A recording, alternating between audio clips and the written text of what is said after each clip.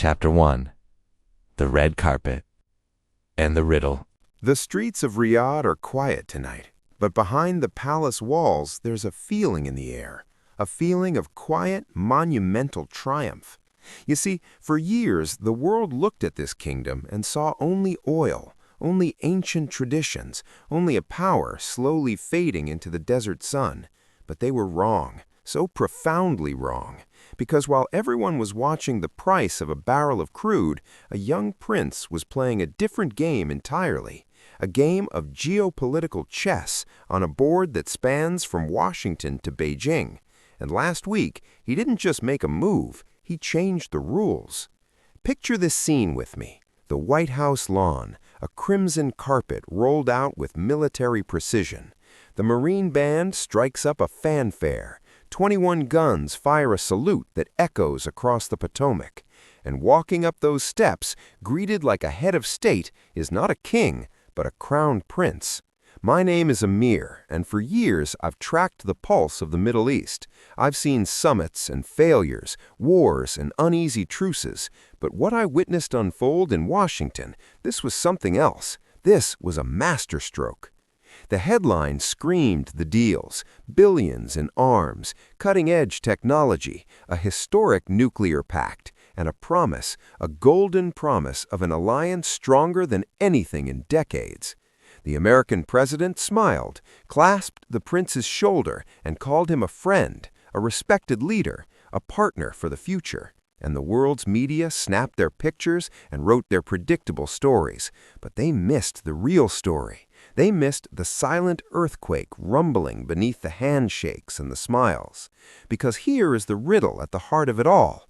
What does a kingdom, wrestling with its own vast economic transformations, offer in return for such a breathtaking bounty? What could possibly be so valuable, so urgent, that it unlocks America's most guarded arsenals and its most sensitive technologies? The answer, my friends, is not written in any treaty. It's written in the tense, anxious silence coming from another capital over 4,000 miles away, Jerusalem. And that silence, that is the loudest sound in the Middle East today. This is not just a diplomatic visit. This is the opening move in a new, dangerous, and utterly transformative era. And to understand it, we must first understand the man who orchestrated it all. Chapter 2. The Architect. Prince Khalid's Long Game. Let's talk about the architect. In our story, we'll call him Prince Khalid bin Saud.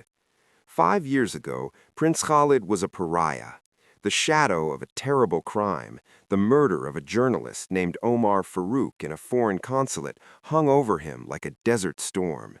World leaders condemned him. The American intelligence community pointed fingers directly at his inner circle. One future president even vowed to make Saudi Arabia a true outcast. Prince Khalid's vision for the future of his nation, a bold plan to drag it into a modern post-oil world, seemed destined to collapse under the weight of international scorn. But Prince Khalid is not a man who accepts destiny. He shapes it. He looked at the chessboard and saw not obstacles, but levers. He saw America's deep political divisions, its thirst for investment, its rivalry with China. He saw a world where loyalty is fleeting, but interests are eternal. And so he began to play a long, patient, and ruthless game. First, he pulled the lever at home. He loosened the grip of the old guardians. He let women drive. He opened cinemas. He invited the world's pop stars to sing in the heart of the Nejd. To the West, it was a dazzling reform, a narrative of progress, a reason to look past the past. But this was always about more than social change. This was about building a new identity, a new brand for his kingdom, a brand that said future, not just past, a brand that could attract tech giants, tourists, and most importantly, political cover. And it worked. Slowly, the condemnations turned into cautious engagement. The boycotts turned into trade missions. The pariah was becoming a partner. But Prince Khalid knew that social reforms alone wouldn't buy him the ultimate prize, absolute security and unshakable power. For that, he needed a shield, an ironclad guarantee, and he identified not one, but two global superpowers who could provide it. Chapter 3. The Double Embrace. A Dance with Two Giants. This is where the plot thickens, and the true genius, or perhaps the terrifying gamble of Prince Khalid's strategy, becomes clear. While the world watched his overtures to the West, he was quietly, methodically extending his hand to the East, to Beijing. Imagine the scene in the halls of Chinese power. The offers made were not just about oil. They were about infrastructure, about technology partnerships, about positioning Saudi Arabia as the central hub of China's Grand Belt and Road Initiative in the Middle East. It was a strategic flirtation conducted in plain sight. And then, just a few months ago, came the move that sent a shockwave through intelligence agencies from Langley to Tel Aviv. The kingdom reached a security understanding with a powerful, nuclear-armed Muslim nation. Let's call it pariah, an understanding that many analysts quietly called a nuclear umbrella, a promise of protection. In one stroke, Prince Khalid signaled he was no longer solely dependent on American might. He had secured a second option, a rival patron. Now, picture the dilemma in Washington. A traditional ally was drifting into the orbit of America's greatest strategic rival. The Saudis weren't just buying Chinese drones, they were discussing security architecture. This was no longer a trade relationship, it was a potential alliance. And in the grand game of global power, that is the one move that commands immediate, undivided attention. Prince Khalid had created a perfect leverage point. He made the Americans an offer they couldn't refuse, and simultaneously made them fear the consequences of refusal. It was a double embrace, one arm around Washington, the other reaching towards Beijing, and it made him the most pivotal and unpredictable player in the region. Chapter 4. The Washington Windfall. What was really bought? So Prince Khalid arrived in Washington not as a supplicant, but as a power broker. And what he received was nothing short of a geopolitical shopping spree of historic proportions. Let me walk you through the receipt, because every item on this list is a story in itself. First, the crown jewel, the conditional green light to purchase the F-35 Lightning II. This isn't just another jet. This is the most advanced fighter aircraft ever built, a masterpiece of stealth and sensor fusion. Until this moment, only one nation in the Middle East possessed it, Israel. It was the bedrock of their qualitative military edge, a technological moat that kept every potential adversary at bay. That moat, my friends, just got a bridge built straight across it. Then came the tanks. Nearly 300 M1A2 Abrams Sept V3 tanks rolling off American production lines bound for the Saudi desert. A modern armored fist. Next, something even more sensitive than weapons, access. Access to the most advanced semiconductor technology, the very chips that power artificial intelligence and modern warfare. This was a vault the Americans had kept tightly locked, especially from partners with close ties to China. The lock has now been picked. And then the titles, the formal designation as a Major Non-NATO Ally. This is not just a fancy phrase, it is a legal status that unlocks deeper intelligence sharing, preferential treatment in arms deals, and a symbolic pledge that rings across the world. This nation is under our protection. Finally, the framework for a civilian nuclear program with American technology and oversight. A promise of energy independence, and a realm of technology that forever walks the line between peace and profound threat. Prince Khalid walked away with all of it. The press called it a triumph of diplomacy. But I have to ask you, what kind of diplomacy delivers everything? When one side gets every single thing on its list, the negotiation wasn't a discussion, it was a transaction. And that forces us to look with uncomfortable clarity at what was on the other side of the ledger. Chapter 5. The Unspoken Price. Business, Access, and Influence. We must now venture into the murky waters where statecraft meets personal interest, where geopolitical strategy blurs with the glow of private wealth. To understand the sheer scale of the yes given to Prince Khalid, we must follow the money. The public pledge was staggering, talk of $1 trillion in Saudi investment into the American economy, a number so vast it defies belief, a figure larger than the entire annual output of the kingdom itself. Seasoned analysts scoffed. They looked at the kingdom's own budget deficits, at the immense costs of its own domestic megaprojects, and they called it a mirage, a desert fantasy. But perhaps the point was never the reality of the investment. Perhaps the point was the announcement itself, the headline, the grand, beautiful, unbelievable number that could be plastered on campaign graphics and news banners, a political trophy, hollow but dazzling. Yet, while the grand trillion-dollar promise shimmered in the distance, much quieter, much more tangible deals were being inked. Consider the real estate ventures. A Saudi global development giant with deep, opaque ties to the royal court announced new luxury projects in the Maldives, in Jeddah, with the American president's family business as a partner. A business that, historical records show, saw its dealings in the kingdom increase dramatically after the period of Prince Khalid's greatest international isolation. Coincidence? Perhaps.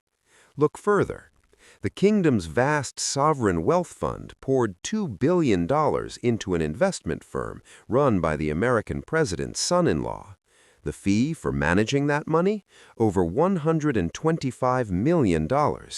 Then that same fund led a colossal $55 billion acquisition of a famous video game company.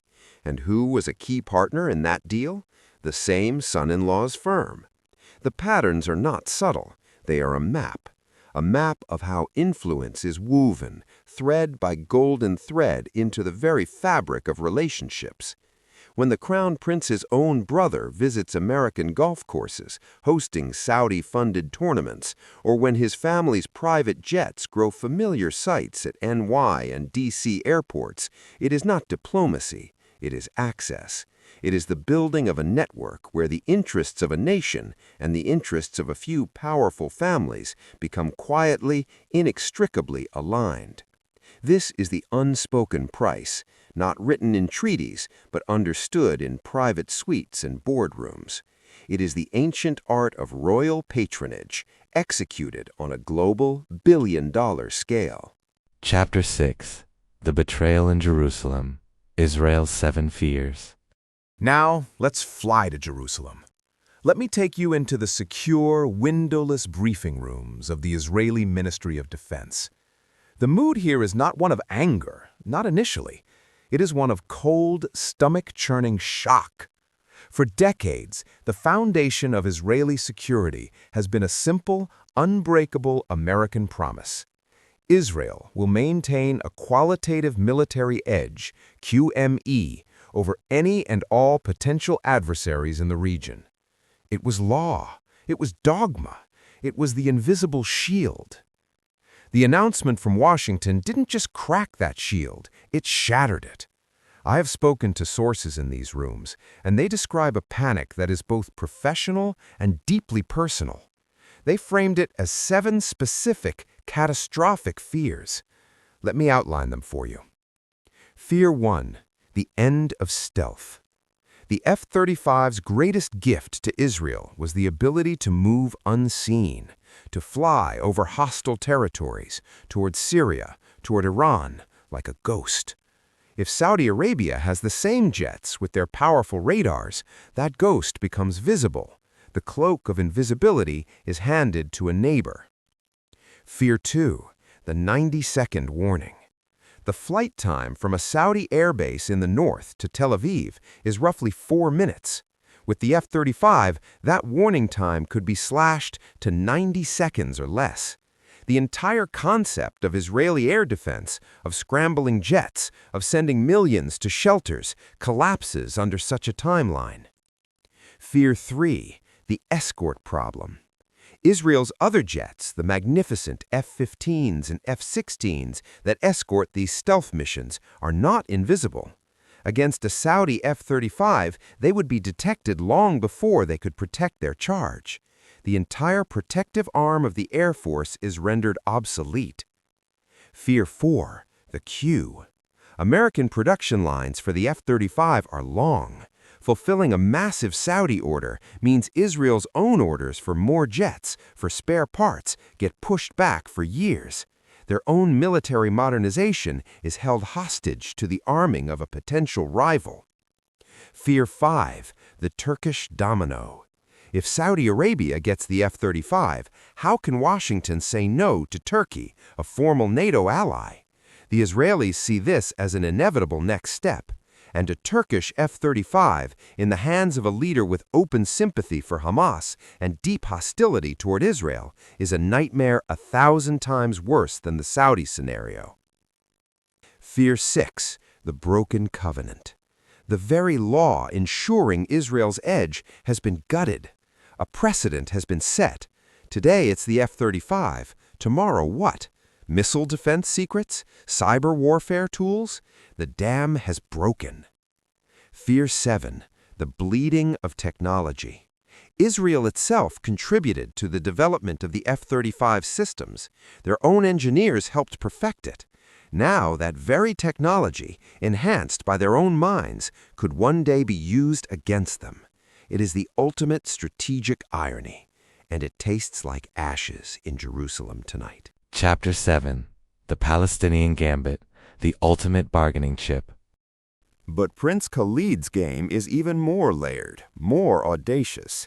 He didn't just acquire weapons, he positioned himself as the new kingmaker in the oldest, most painful conflict in the region, the Israeli-Palestinian struggle. For years, the Saudi position was clear but passive. Normalization with Israel could only follow a just solution for the Palestinians. It was a principled, distant stance. Now, watch how the prince has weaponized that principle. In his meetings in Washington, he did not reject the idea of joining the Abraham Accords. Instead, he reframed it. He said, and I paraphrase, "We want to join, we want peace, but the key to that lock is a credible, irreversible path to a Palestinian state." Do you see the brilliance? He has taken the Palestinian issue, long a moral burden for the Saudis, and transformed it into his single most potent bargaining chip. To the Americans, he is saying, "You want me to fully align with you against Iran? You want me to publicly embrace Israel and isolate your enemies? Deliver me a Palestinian state." To the Israelis, the message is even more brutal. Your greatest strategic desire, normalization with the Sunni Arab world, the end of your isolation, rests in my hands, and the price is a concession you have spent a generation refusing to make. He has placed himself squarely in the middle. He is the indispensable broker. By securing America's military commitment first, he has gained the strength to pressure Israel. And by dangling normalization before Israel, he gives the Americans a reason to pressure Israel on his behalf. The Palestinian cause is no longer just a cause. It is a lever in Prince Khalid's hand, and he is using it to pry concessions from everyone. It is a gambit of breathtaking cynicism or stunning vision, depending on where you stand, but its effect is undeniable. It makes Riyadh, not Washington or Jerusalem, the center of gravity for the next phase of this endless conflict. Chapter 8. The China Conundrum, the ghost in the negotiating room. Throughout this entire story, there has been a silent, watchful presence in the room, a ghost at the feast in Washington, Beijing. American intelligence agencies, my sources tell me, are apoplectic. Their reports have been clear, consistent, and dire. They warn that transferring the F-35 and advanced chip technology to Saudi Arabia creates an intolerable risk of that technology finding its way to China. The Saudis and Chinese are not just trading partners. They have a comprehensive strategic partnership. They conduct joint military exercises. Chinese technicians are embedded in Saudi infrastructure projects. The Pentagon remembers a similar deal with the United Arab Emirates, which was ultimately killed by the next administration over these exact fears. But this time, the political will to say no evaporated. The fear of losing Saudi Arabia to China completely outweighed the fear of what China might learn. This is the heart of the conundrum. America is arming a partner to prevent that partner from embracing its rival, even though the act of arming them directly aids the rival. It is a paradox of desperation, a confession that in this new multipolar world, the old rules of exclusive alliances are dead. Prince Khalid understands this desperation perfectly. He is not choosing between Washington and Beijing. He is playing them against each other, extracting maximum benefit from both. His promise to the Americans is not eternal loyalty. It is a simple, brutal calculus. Give me more than the Chinese are offering, and I will stay in your orbit a while longer. It is a subscription model for superpower support. And for now, America has paid the premium. Chapter 9, The Vision and the Prison, a Kingdom of Contradictions. To truly grasp what is happening, we must look past the palaces and the summits and into the Saudi kingdom itself. Prince Khalid's Vision 2030 is a tale of two countries.